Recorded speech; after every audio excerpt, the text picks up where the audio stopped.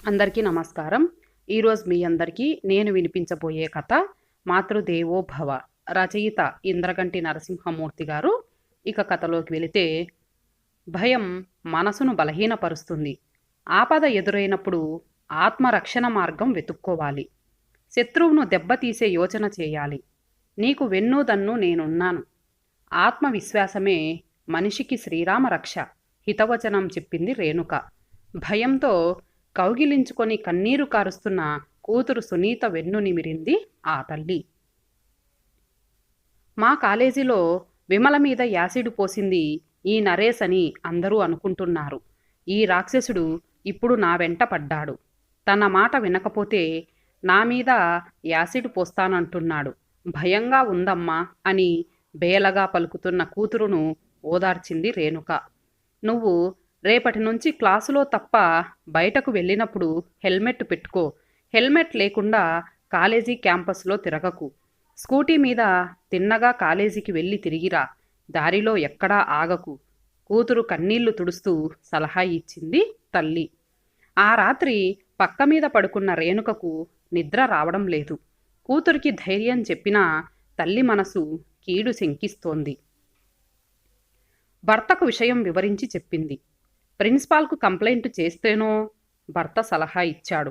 వాడిప్పుడు college student కాదు. మన అమ్మాయిని బెదిరిస్తున్నట్లు ఆధారాలు లేవు. పైగా ధనవంతుడు, రాజకీయ పలుకుబడి ఉన్నవాడు. మనం బాగా ఆలోచించి అడుగు వేయాలి. అమ్మాయి భవిష్యత్తు మనకు ముఖ్యం. గృహమంత్రి అభిప్రాయంతో ఏకీభవించాడు భర్త సర్వేశ్వరరావు. సర్వేశ్వరరావు ప్రభుత్వ రంగ సంస్థ ఉద్యోగి. డిగ్రీ చదివిన రేణుక ప్రస్తుతం హోమ్మేకర్. ఆ దంపతుల సంతానం అమ్మాయి సునీత, అబ్బాయి రఘు. ఓ ప్రైవేటు స్కూల్లో టీచర్గా ఉద్యోగం చేసింది రేణుక. భర్తకు ప్రమోషన్ వచ్చి కుటుంబం ఆర్థికంగా నిలదొక్కున్నాక ఉద్యోగం మానేసింది. అప్పటికి సునీత 10th పూర్తి చేసింది. గుండ్రని ముఖం, బంగారు ఛాయ, ఒత్తైన జుట్టు, బారెడు జడ, తీర్చిదిద్దినట్లుండే కనుబొమలతో రేణుక అందంగా ఉంటుంది. వయసు పెరుగుతున్నా వన్నె తరగకపోవడం ఆమె ప్రత్యేకత. నువ్వు ఇంటర్ చదువుతున్న కూతురికి తల్లివంటే నమ్మడం కష్టం అన్నాడు ఆమె భర్త సర్వేశ్వరరావు. తల్లి అందాన్ని పునికి పుచ్చుకుంది సునీత. అమ్మాయి తల్లి పోలిక. తల్లి కూతుళ్ళు ప్రక్క ప్రక్కన నిలబడితే అక్క చెల్లెళ్ళలా ఉంటారు అని దగ్గర బంధువులందరూ అంటుంటారు. పిల్లల పెంపకంలో ఎంతో శ్రద్ధ తీసుకుంది రేణుక. క్రమశిక్షణలో పెరిగిన ఆ పిల్లలిద్దరికీ వినయ విధేయతలే ఆభరణాలు. విద్యతో పాటు వారి మేధస్సు వికసించడానికి తల్లిగా తన వంతు కృషి చేసింది రేణుక. ఇంటర్లో 95% మార్కులు తెచ్చుకున్న సునీతని అభినందించి పుత్రికోత్సాహంతో పరవశించారు తల్లిదండ్రులు. ఎంసెట్లో 1000 లోపు ర్యాంకు తెచ్చుకొని ఇంజనీరింగ్లో సీటు సంపాదించి కాలేజీలో చేరింది సునీత.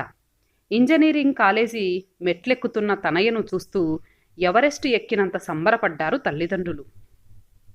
ఇంజనీరింగ్ కాలేజీ వాతావరణం ఆహ్లాదకరంగా ఉంది అనుకుంటూ ఉత్సాహంగా పుస్తకాలు తీసింది సునీత. సీనియర్ల ర్యాగింగుకు జూనియర్లు పెద్దగా ఇబ్బంది పడలేదు. 3 నెలల ముచ్చట్ల తర్వాత విద్యార్థులందరూ చదువు బాట పట్టారు. చూస్తుండగానే 3 ఏళ్లు గడిచాయి. సునీత అందానికి ఆకర్షితులైన కొందరు సీనియర్లు ఐ లవ్ యూ అని చెప్పినా సునీత చిరునవ్వుతో తిరస్కరించింది. ఆ రోజు సంఘటన విద్యార్థి లోకాన్ని ఒక కుదుపు కుదిపింది. విద్యార్థినుల ఆత్మస్థైర్యాన్ని దెబ్బతీసింది. హాస్టల్లో ఉండి ఫైనల్ ఇయర్ చదువుతున్న విమలపై యాసిడ్ దాడి జరిగింది. ముఖం కాలిపోయిన విమల ఆసుపత్రిలో మృత్యువుతో పోరాడి అలసిపోయి 2వ రోజు ప్రాణాలు విడిచింది. విమలపై యాసిడ్ దాడి చేసింది 2 సంవత్సరాల క్రితం ఇంజనీరింగ్ కాలేజీ వదిలి వెళ్ళిన నరేష్ అని అందరూ చెవులు కొరుక్కున్నారు. ఆధారాలు లేవని పోలీసులు పట్టించుకోలేదు. లక్షలు చేతులు మారాయి. నిజం మరుగున పడిపోయింది. ఈ సంఘటనతో విద్యార్థినులు అప్రమత్తమయ్యారు. సునీతని జాగ్రత్తగా ఉండమని తల్లిదండ్రులు హెచ్చరించారు. సర్వేశ్వరరావు కూతురికి స్కూటీ కొనిచ్చాడు. కాలేజీకి స్కూటీ మీదే వెడుతోంది సునీత. ఆ రోజు కాలేజ్ నుండి బయటకు వస్తున్న సునీతను ఆపి గులాబీ పువ్వు అందించి ఐ లవ్ యూ అన్నాడు నరేష్. బిత్తరపోయింది సునీత. నిన్న ఫ్రెండ్స్ని కలవడానికి కాలేజీకి వచ్చి నిన్ను చూశాను. Wow, what a beauty! నిన్ను చూడగానే నా మనసు లయ తప్పింది. లవ్ ఎట్ ఫస్ట్ సైట్, నిన్ను ప్రేమిస్తున్నాను, నన్ను అనుగ్రహించు అని నాటక పక్కీలో గుండెలపై చేత్తో రాసుకున్నాడు నరేష్. సునీత కొంచెం బెదిరింది. అంతలోనే సర్దుకుంది. సారీ, నాకు చదువే ప్రపంచం. ఈ ప్రేమలు గీమలు నా వంటికి పడవు అంటూ అడుగు ముందుకేసింది. నాకు మాత్రం ఈ చదువులు సరిపడవు. లైఫ్ ఎంజాయ్ చేయడం ముఖ్యం. కోట్ల ఆస్తికి వారసుడిని. కాదనకు, నన్ను ప్రేమించు, ఇద్దరం స్వర్గంలో విహరిద్దాం అంటూ సునీత వెంటపడ్డాడు నరేష్. సునీత వడివడిగా అడుగులేస్తూ స్కూటర్ స్టాండ్ చేరుకొని స్కూటీ స్టార్ట్ చేసింది. పాపారావు రియల్ ఎస్టేట్ వ్యాపారి. ధనగర్వంతో విర్రవీగుతాడు. భార్య అహంకారి. ఆ దంపతుల ముద్దుల పట్టి నరేష్ గారాబంగా పెరిగాడు. ఎవరినీ లక్ష్యపెట్టడు. లక్ష్యం లేని జీవితం. నరేష్ జల్సా పురుషుడిగా ఎదిగాడు. అత్యవసర మార్కులతో ఇంటర్ పూర్తి చేశాడు. మేనేజ్మెంట్ కోటాలో ఇంజనీరింగ్ సీటు సంపాదించాడు. 4 ఏళ్లు చదివాడు. పరీక్షలు పాస్ కాలేకపోయాడు. కాలేజీ వదిలి వచ్చేసినా తరచూ కాలేజీ గేటు దగ్గరే ప్రత్యక్షమవుతాడు. అతడు అక్కడికి వచ్చేది అమ్మాయిల వేటకే. నరేష్ మనసు నిలవడం లేదు. మాటి మాటికి సునీత అతడి మదిలో మెదులుతోంది. ఆమెని ఎలాగైనా లొంగదీసుకోవాలని తహతహలాడుతున్నాడు. ఆగలేక కాలేజీకి బయలుదేరాడు. దూరంగా కారు పార్కు చేసి గేటు దగ్గర చేరాడు. సునీతను వెంబడించాడు. నువ్వు ఈరోజు మా ఇంటికి రావాలి. మా ఇంద్రభవనానికి నిన్ను రాణిని చేస్తా. పువ్వుల్లో కూర్చోబెట్టి పూజిస్తా. నిన్ను పెళ్లి చేసుకుంటా. నువ్వు లేనిదే బ్రతకలేను. ఐ లవ్ యూ అంటూ ప్రేమ పాఠం వల్లించాడు నరేష్. అతని మాటలకు ఆమె ఒంటికి కారం రాసుకున్నట్లు ఫీల్ అయింది. ఐ హేట్ యూ అంది. I will not leave you అన్నాడు అతను. ఆమె చేయి పట్టుకొని నాకు అలాంటివి నచ్చవు, ప్లీజ్ లీవ్ మీ అంది ఆమె చేయి విడిపించుకుంటూ. అతను బ్రతిమలాడాడు. ఆమె తిరస్కరించింది. ఆమెని వదులుకోవడం అతనికి ఇష్టం లేదు. బెదిరించి లొంగదీసుకోవాలనుకున్నాడు. కోపంతో అతని ముక్కు పుటాలు అదిరాయి. కళ్ళు ఎర్రబడ్డాయి. మనసులో దానవుడు ప్రవేశించాడు. అతని కంఠం కంగుమంది. 4 రోజులు టైం ఇస్తున్నా, ఆలోచించుకో. నాతో మా ఇంటికి రావాలి. నేను చెప్పినట్లు వినాలి. లేకపోతే పరిణామాలు తీవ్రంగా ఉంటాయి. నాకు దక్కని అందం ఎవరికీ దక్కనీయను. నీ అందమైన ముఖంపై యాసిడ్ పోస్తా. నీ బ్రతుకు దుర్భరం చేస్తా. నా కోరిక తీరిస్తే సుఖపడతావు. లేకపోతే కష్టాలు కొని తెచ్చుకున్నట్లే. ఈ విషయం ఎవరికైనా చెబితే నీ కుటుంబం మొత్తం మాడి మసవుతారు. మంచిగా చెబితే వినని నీలాంటి వాళ్ళని ఎలా దారికి తెచ్చుకోవాలో నాకు బాగా తెలుసు. పోలీస్ కంప్లైంట్ ఇచ్చినా ప్రయోజనం శూన్యం. మా నాన్న పిలిస్తే పోలీస్ ఆఫీసర్లు ఆయన ముందు చేతులు కట్టుకొని కూర్చుంటారు. నన్ను కాదంటే మీ జీవితాల్ని నాశనం చేస్తాను. 4 రోజులే టైం, ఆలోచించుకో. నాతో ఆనందం పంచుకో. ప్రేమ మాటల చాటున తన అసలు రూపం బయట పెట్టాడు నరేష్. ఉబికి వస్తున్న కన్నీళ్లు తుడుచుకోకుండానే స్కూటీ స్టార్ట్ చేసింది సునీత. భోరున విలపిస్తున్న కూతురిని ఓదార్చడం తల్లిదండ్రులకు కష్టమైంది. వాడి ఆటలు కట్టించే మార్గం ఆలోచిద్దాం, నువ్వు భయపడకు అంటూ అభయం ఇచ్చింది అమ్మ. ఆ రాత్రి పక్క మీద పడుకున్న రేణుకకు నిద్ర రావడం లేదు. నయవంచకుల బారి నుండి అమ్మాయిని కాపాడుకోవడం అమ్మ కర్తవ్యం అనుకుంటూ ఆలోచనలో పడింది రేణుక. నిశ్శబ్ద నిశీదిలో మేతకు పదును పెట్టింది. ఏదో చెయ్యాలి. వాడి వల్ల ఇప్పటికే ఓ అమ్మాయి ప్రాణాలు కోల్పోయింది. వాడి చూపు సునీతపై పడింది. తన కూతురి వైపే కాదు, ఆడపిల్ల వైపు చూడాలంటేనే భయపడేలా జీవితాంతం గుర్తుండిపోయే గుణపాఠం నేర్పాలి. ఏం చేయాలి అని ఆలోచించింది రేణుక. తెల్లవారుజామునే రేణుక మదిలో ఓ ఆలోచన తలుక్కున మెరిసింది. అంతే, ఆమె మదిలో ఉత్సాహం ఉరకలేసింది. భర్తను తట్టి లేపింది. తన ప్లాన్ వివరించింది. అభినందన సూచకంగా భార్య భుజం తట్టాడు భర్త. భార్య అనుకున్నది సాధించగలదని అతడి నమ్మకం. స్కూటీ దిగగానే హెల్మెట్ తీయకు. క్లాస్ రూమ్లో తప్ప మిగతా సమయాల్లో హెల్మెట్తోనే ఉండు. ముఖ్యంగా నరేష్ కనపడితే హెల్మెట్ తీయకు అంటూ మరునాడు ఉదయం కాలేజీకి వెడుతున్న సునీతకు సలహా ఇచ్చింది రేణుక. నరేష్ కనపడితే ఏం మాట్లాడాలో సునీతకు వివరించి చెప్పింది. తల్లి మాట తనయకు శిరోధార్యం కదా. కాలేజీ దగ్గర మాటు వేసి సునీతను గమనిస్తున్నాడు నరేష్. సునీత హెల్మెట్ తీయకుండా కాలేజీలో తిరగడం గమనించాడు. సునీత భయపడుతోందన్నమాట. నేనెక్కడ యాసిడ్ దాడి చేస్తానోనని బెదురుతోంది. ఇలాంటప్పుడే బెదిరిన భామను బుజ్జగించి దారిలోకి తెచ్చుకోవాలి అనుకున్నాడు నరేష్. సరిగ్గా 4 రోజుల తర్వాత స్కూటీ ప్రక్కన కారు ఆపాడు. నరేష్ హెల్మెట్తోనే తల తిప్పి చూసింది సునీత. యాసిడ్ పోస్తానని భయపడుతున్నావు, అందుకే హెల్మెట్ తీయడం లేదు. నీకెందుకు ఈ తిప్పలు? నువ్వంటే నాకిష్టం. నాతో రా, మా ఇంటికి వెళదాం. నిన్ను నాదాన్నిగా చేసుకుంటా. నువ్వెప్పుడంటే అప్పుడు నీ మెడలో 3 ముళ్ళు వేస్తా మృదువుగా మాట్లాడాడు నరేష్. పెళ్లి చేసుకుంటానని పదే పదే ప్రామిస్ చేస్తే తప్ప సునీత లాంటి యువతులు తన వలలో పడరని నరేష్ నమ్మకం. నరేష్ మాటలకు సునీత సిగ్గుపడింది. హెల్మెట్ తీసి, నిజంగా నేనంటే నీకిష్టమా? నన్ను పెళ్లి చేసుకుంటావా? అలా అయితే మీ ఇంటికొస్తా, నీతో స్నేహం చేస్తా అంటూ తీయగా మాట్లాడింది సునీత. ఆమె మాటలు అతని మనసులో ఆశలు రేపాయి. ప్రామిస్ అన్నాడు చేయి చాస్తూ. ఆమె అతని చేతితో చేయి కలపలేదు. రేపు ఆదివారం సాయంత్రం 5 గంటలకు ఇక్కడికే రా. ఆ చెట్టు దగ్గర స్కూటీ పార్కు చేసి నీ కారెక్కుతా.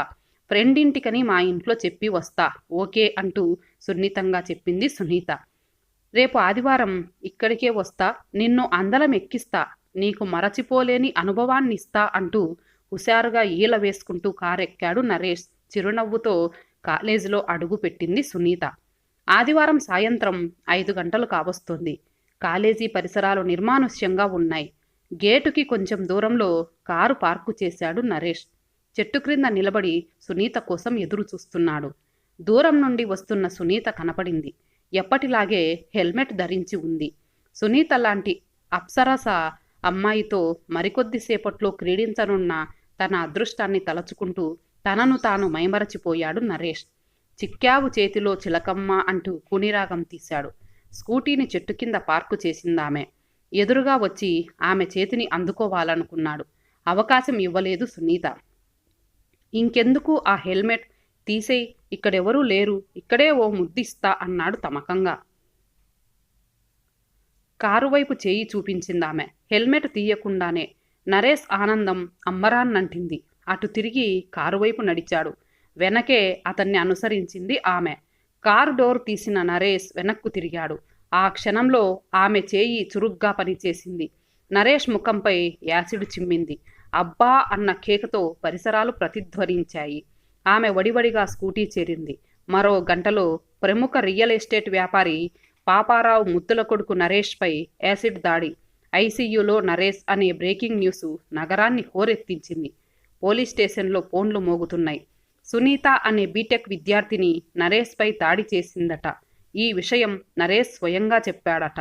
వెంటనే ఆమెను అదుపులోకి తీసుకోమని పై అధికారుల ఆదేశం. ఇన్స్పెక్టర్ ఆశ్చర్యపోయాడు.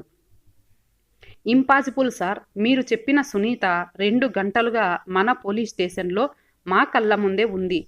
గంట క్రితం కాలేజీ దగ్గర ఆమె యాసిడ్ దాడి చేయడం అసంభవం అంటూ ఇన్స్పెక్టర్ చెప్పాడు.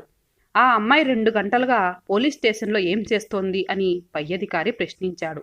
నరేష్ అనే వ్యక్తి యాసిడ్ దాడి చేస్తానని, తనను బెదిరిస్తున్నాడని కంప్లైంట్ ఇవ్వాలని ఇక్కడికి 2 గంటల క్రితం వచ్చింది సార్. ఆమెతో పాటు 4 స్నేహితురాళ్లున్నారు. కంప్లైంట్ వ్రాతపూర్వకంగా ఇవ్వాలని సలహా ఇచ్చాం. ఆమె కంప్లైంట్ తయారు చేస్తూ ఇక్కడే కూర్చుంది. 10 నిమిషాల క్రితమే ఆమె కంప్లైంట్ ఇచ్చింది. ఆ అమ్మాయి స్నేహితురాళ్లతో ఇంకా ఇక్కడే ఉంది సార్ అంటూ వివరించాడు ఇన్స్పెక్టర్. మ్యాటర్ వెంటనే ఇన్వెస్టిగేట్ చెయ్యండి అన్నాడు పై అధికారి. దోషుల్ని పట్టుకోండి క్విక్లీ అంటూ ఆదేశించాడు పై అధికారి. ఇన్స్పెక్టర్ నరేష్ పైన యాసిడ్ దాడి జరిగిందని సునీతకు తెలియజేశాడు. చూడండి సార్, ఆ నరేష్ కుటుంబం నుండి నాకు ప్రాణభయం ఉంది. నాకు గాని నా కుటుంబ సభ్యులకు గాని ఏ హాని జరిగినా అందుకు నరేష్ కుటుంబమే బాధ్యులు అంటూ మరో కంప్లైంట్ రాసి నిష్క్రమించింది సునీత స్నేహితురాళ్లతో. నీ ప్లాన్ చక్కగా వర్కౌట్ అయ్యింది. సునీతకు పోలీస్ స్టేషన్ను పంపి నువ్వు అదే సమయంలో స్కూటీ మీద వెళ్ళి నరేష్ను గాయపరచావన్న సంగతి నీకు, నాకు, మన సునీతకు తప్ప మరొకరికి తెలిసే అవకాశం లేదు. మన కూతుర్నే కాదు, మరెంతో మంది అమాయకులు నరేష్ బారిన పడకుండా కాపాడావు. నిన్ను అభినందించడానికి మాటలు చాలవు అంటూ భార్యను అభినందించాడు సర్వేశ్వరరావు.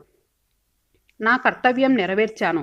పోలీసులను తప్పుదారి పట్టించడంలో సఫలీకృతులమయ్యాం ఉద్విగ్నంగా చెప్పింది రేణుక. మాతృదేవో భవ అంటూ తల్లికి పాదాభివందనం చేసింది సునీత.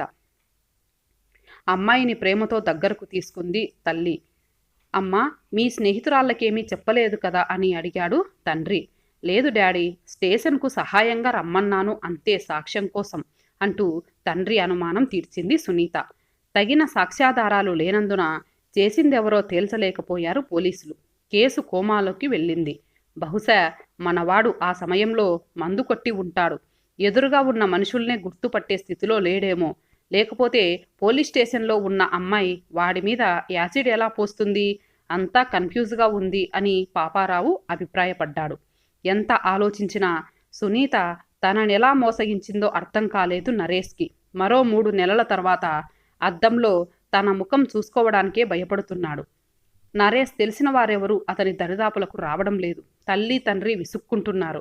నరేష్కు నిరాశతో జీవితంపై విరక్తి పుట్టింది. ఆ రోజు సాయంత్రం నరేష్ ఆత్మహత్య చేసుకున్నాడు. విమల ఆత్మ శాంతించింది. చిటపట చినుకులు టపటపా రాలుతున్నాయి. వర్షంలో తడుస్తూ హర్షంతో నృత్యం చేస్తున్న సునీతను చూస్తూ తల్లిదండ్రులు హర్షించారు. ప్రేమామృతం కురిపించారు. సర్వేజన సుఖినో భవంతు. ఇంతటితో ఈ కథ సమాప్తం. మళ్ళీ మరొక మంచి కథతో కలుద్దాం. అంతవరకు సెలవు. నమస్తే.